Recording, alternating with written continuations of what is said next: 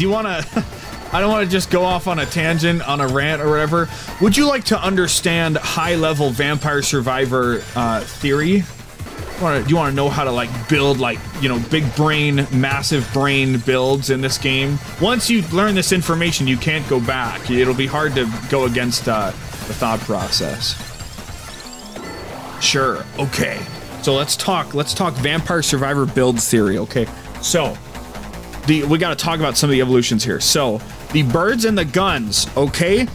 So first of all, when you go to a map, you gotta figure out what items are on it, what weapons and what passives. And so you can use all of your 6 weapon slots and then pick up the weapons, and then boom, you've got more than 6 weapons.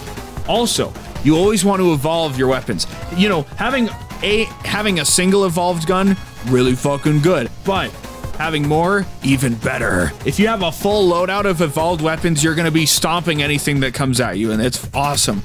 So, same with passives. If you know that, like, oh, I'm on Gallo Tower, I don't know what Gallo Tower has, I don't want to pretend I know off the top of my head, but like, oh, there's a Tract Orb, there's Spellbinder, and there's frickin' Empty Tome, right? Then that means, well, if I grab Santa Water, King Bible, and Magic Wand respectively, then I already know I have what I need to evolve it. Then I can grab 3 free passives and then grab those after the fact and have more than 6 passives, you know?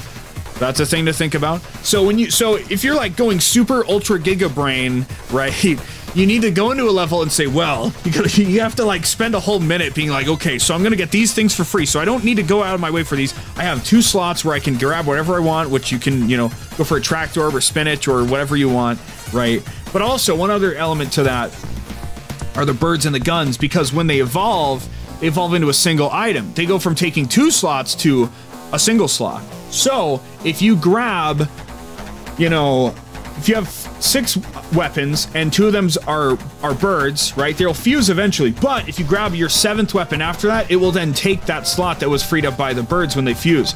So if you ever have any fused weapons, you have to not grab extra things so that they don't fill that slot up. So this way, if I hypothetically grab the birds now, I could level them up and then fuse them, and I would have 1 free weapon slot. I could grab another gun and then grab another weapon off the floor.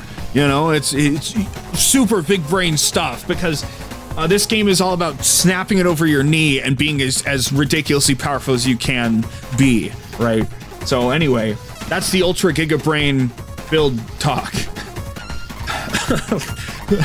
let me just take a moment to just let that simmer a little bit, I guess. We'll talk about what we're doing in a minute here. I'll just let all that information simmer.